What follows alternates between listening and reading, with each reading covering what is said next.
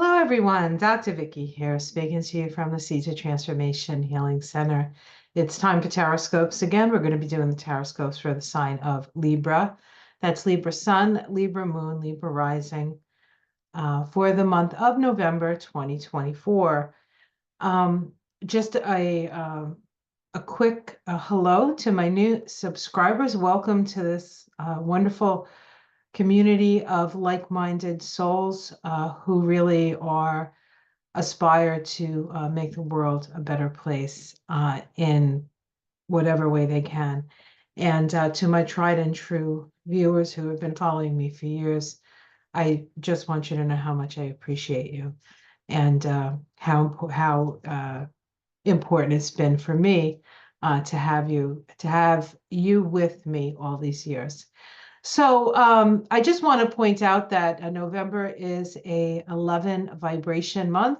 We're in an 8 universal year, which means that this month is a 19-1 month. 19-1 in the tarot is the Sun card, and it is also numerologically a karmic debt number. And so what we experience this month, we have agreed to experience, and it's part of our ability to utilize all our faculties to move forward in a positive direction. So I'm going to be using the Thoth Deck for Libra this month. And but before we get there, I'm going to talk a little astrology. So well, last month was, I know what you're thinking, Libra. But that's over. And now we're into the month of November. We have a new moon in the sign of Scorpio. That's 10 degrees of Scorpio, which is your second house. And that particular new moon is part of a very powerful configuration. It's not directly connected to the configuration I'm going to speak of, but the ruling planets of Pluto, which are the ruling planets of Scorpio, which are Mars and Pluto, are actually in an exact opposition within that new moon. And that opposition actually is part of a kite configuration with Neptune, Uranus, Pluto, Mars, and Mercury.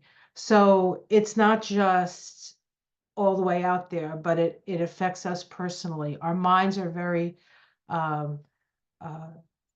very focused, and we can actually put a lot of energy into whatever seed we plant at that new moon. So that new moon is in your second house of values, second house of resources and money.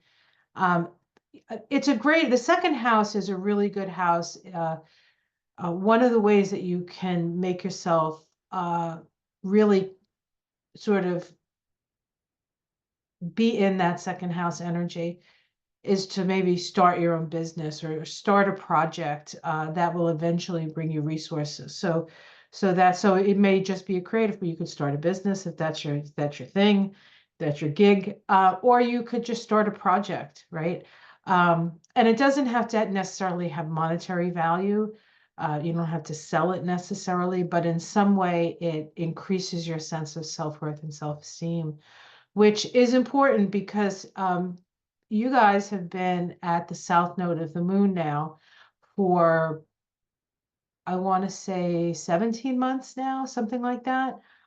The nodes are going to shift in January, and the north node is going to move into Pisces. The south node is going to move into Virgo.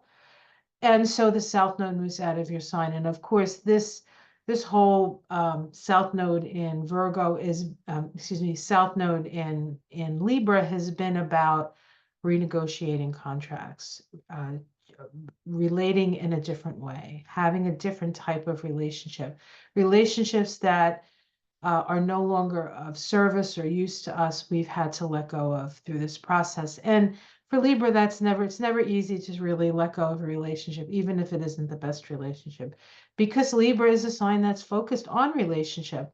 In fact, it's the first sign of the zodiac where we actually realize, honestly, that there's somebody else in the room. Well, not completely true, but almost true in relation to us, right? So that's important. So we have the new moon that's happening on the 1st. The full moon is happening on the 15th. It is in your fellow Venus ruled sign, which is Taurus. And full moons are about awareness, and something comes to fruition with that full moon. The full moon is conjunct Uranus, of course, right? And if it's conjunct Uranus, it's trine Pluto. If it's conjunct Uranus, it's sextile Neptune. So the transpersonal planets are all involved in this moon. Now, the moon in Taurus is a very stabilizing moon, and the axis in your chart is going to be between the second house, where the moon will, is it the moon? Where the second house where the sun will sit, and then the 8th house where the moon will sit. That is an awareness around the axis of values.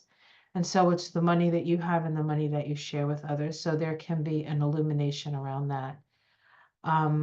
Let's see, what else is of import this month?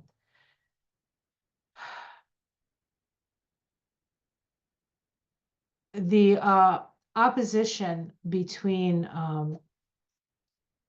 Mars and Pluto actually happens on the 3rd.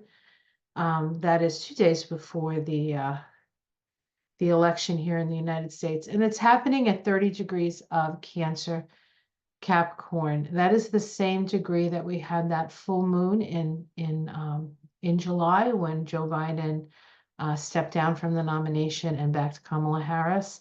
And so we've sort of been in a spin cycle really since then.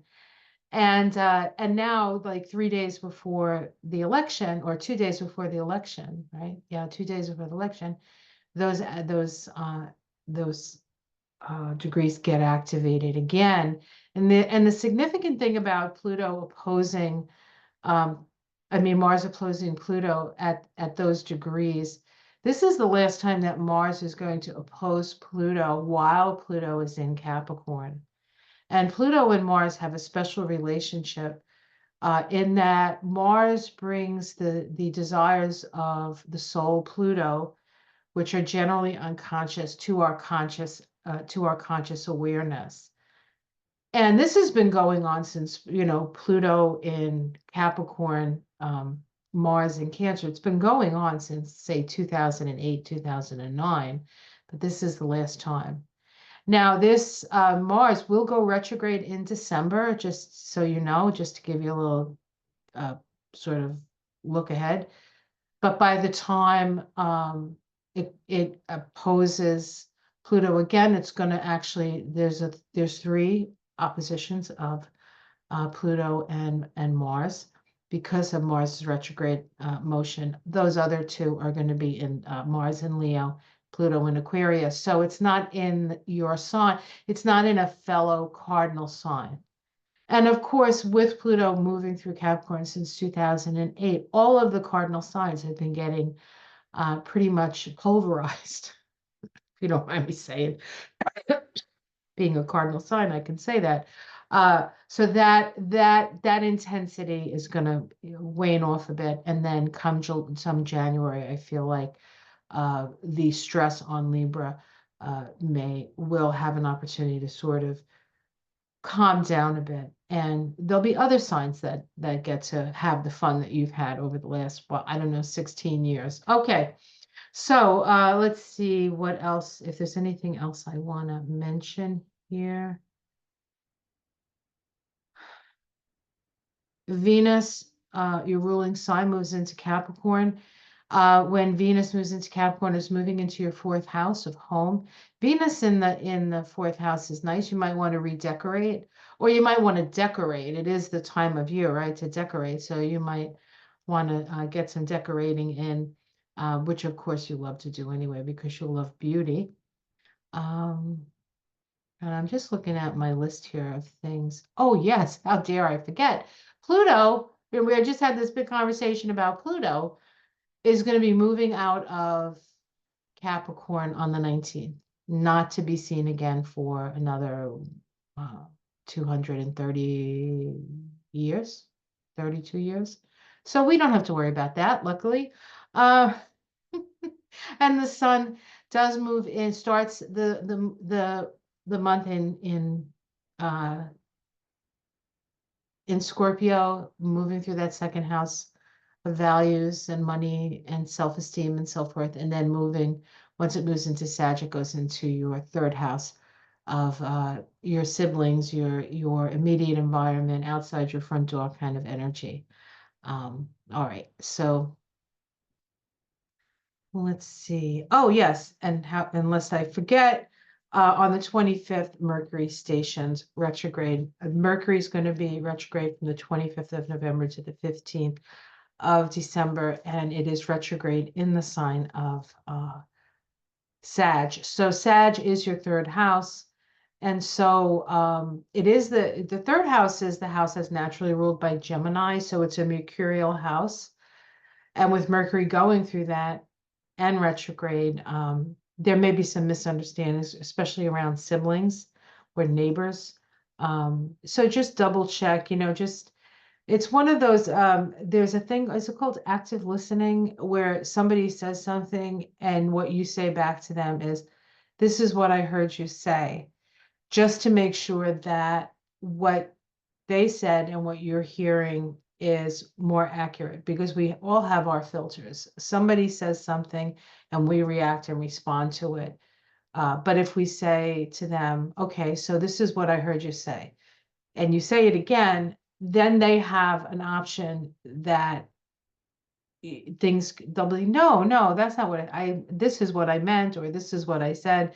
And that kind of active sort of exploration of listening. And of course, listening is so very important, right? It is a psychological, it's a psychological aspect of Libra. And you guys know how to listen. You're good listeners. But sometimes you forget yourself in the listening. So don't let that happen. Simple as that. Okay, so let me grab my Thoth here and just want to get the benefit of the benefit here. Oops, sorry, I'm just organizing the cards a little. Okay, so I'm going to shuffle these. All right, let me shuffle these up. They're enormous, so it takes me a bit. And I've actually done a bit of shuffling already. I wouldn't take up all your time shuffling these monstrosity of cards. They're big and they're stiff. They've never not been stiff. Always a little stiff.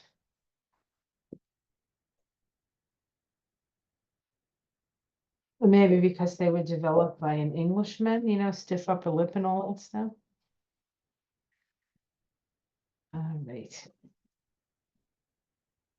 Almost, we're almost ready. Almost done.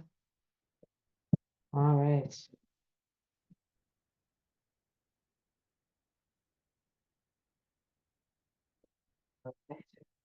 All right, this feels good. All right, we start with the success card, the Three of Pentacles. Ooh, this is a good one to start with, especially considering one of the nominees for president is a Libra, like you guys, right? All right, so we have success. So this is a success, balance, equanimity. Very, very nice. Very, very nice. Sorry about that. Very nice card to start with. Let's see the challenge. The change. There's a lot of change happening. It doesn't mean that your success is changing. It just means that there's a lot, that things are changing, that you've found some balance and now things are changing. Of course, wouldn't that be the truth? Underneath it, we have the Moon card. So there is some underlying emotional issues that are going to come up for you this month. The Moon is very often feelings that come up out of nowhere. Just like the little bug in this card that sort of comes out of the water, right? The little scarab there, or in some cases it's a crustacean that comes out of the water. It's something sort of coming up from the subconscious. So we can expect things from the subconscious to come up. We'll see what those are about. In the past, we have the Magnus, the Magician here. You've had control. You've been able to focus, get things done, focused intention. Very powerful card in the past. Let's see in the sky. The Six of Cups. In this deck, it's pleasure. So this is a lovely, another six. So there is a lot of that energy of sort of celebration, getting together with family and friends. That's kind of what this vibe is about. Perhaps it's a victory party. In the immediate future, we have the Nine of Pentacles, the self-made person. Okay. Nice cards, really good cards. Still don't know what that moon's about, but we'll get to it. Or I'll pull some other cards on it. How it's seen from the outside, how you're seen. Strength, you're seen as strong and courageous and somebody who protects their boundaries and the boundaries of other people, right? What's right, what's not right. Your domestic situation. Ooh, the Prince of Wands. So movement, dominion, okay. Maybe even a little bit of travel, changing where you live, perhaps. Not always associated with that card, but that's the first thing that came up for me. So I'm going to say it to you. Hopes and fears, cruelty. Okay, you don't hope for that. And you could fear it because there's just so much out there. You don't want to see that happen for anybody, right? The Ace of Wands, guys. The Ace of Wands. Wow, this is great. This is great. This is new beginnings, right? This is actually Kamala Harris's soul vibration, by the way. So new projects, new beginnings, starting something new. All right, let's see if we can get a major arcana. Victory. Can we say it again? Abundance. Three of Cups. This is abundance, but like celebrating with others. Not a celebration in these cards, guys. And a little bit of illusion, delusion, debauchery. Don't what's the word I want to say here? Don't go overboard with the celebrating. Underneath it, healing, transformation, change, and some worry. I think this could be just general. This could be general financial worry around the new project. All right, so what is this moon card about? Let me see. What do I want to pick here? I want to use another deck for the moon. I'm going to use the Mystic Sisters Oracle, actually, to elucidate that moon. I want to see what comes up with that. I think that there is, there's definitely positive things happening for you. It's pretty much all positive except for don't overindulge. That's not very fun. But the root of it is the moon, and the moon deals with these emotions, ups and downs of emotions. And so it could just be that it's that kind of month for you, but it seems like everything's working out. So, all right, let's see what this says. Luna Moth Goddess. Luna Moth Goddess. All right, we'll see what that says. So this is connected to the moon, which is interesting because the Luna Moth, right? Luna meaning moon. Well, let's see what it says here. Metamorphosis, natural transformation. So I think you're going to be starting a whole new thing, and it's like a whole new world and a whole new life. And I think you're just a little bit, emotionally overwhelmed by the whole thing. But let's see what this says. The Luna Moth Goddess bears witness to unfolding events and symbolizes the need to embrace the moment. So don't worry about the future, just embrace the moment, right? In the life of the life of the lunar moth is so brief. Each phase of its metamorphosis is fleeting. Drawing this card reminds you that the only reality is right now, and to find joy and bliss in every moment you can. This card symbolizes the need to trust in universal serendipity, that you are on the correct course, and that every event has perfect timing according to its own nature. That's what the cards look like, honestly. I mean, it looks like a fantabulous month for you. And God, don't you deserve it? Okay, well, there you go, guys. Things are looking good for the Libra. I know, there have been so many months where I've done the Libra's cards and I feel bad. Like they're just they haven't generally been jolly, but this is it's a whole new thing, guys, a whole new thing. All right, well, I hope you find this helpful in your journey through November. Please like and subscribe. I want to just mention that I have a channel. I've had a channel for years, but I think I'm going to do a membership, which I was calling it do a channel, but what I meant was a membership for this channel.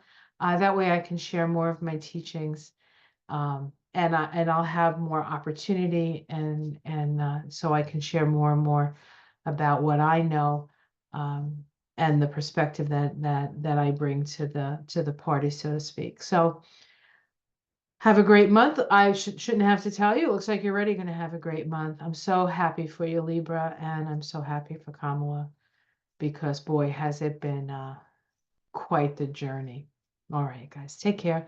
Much love. See you in December. Namaste.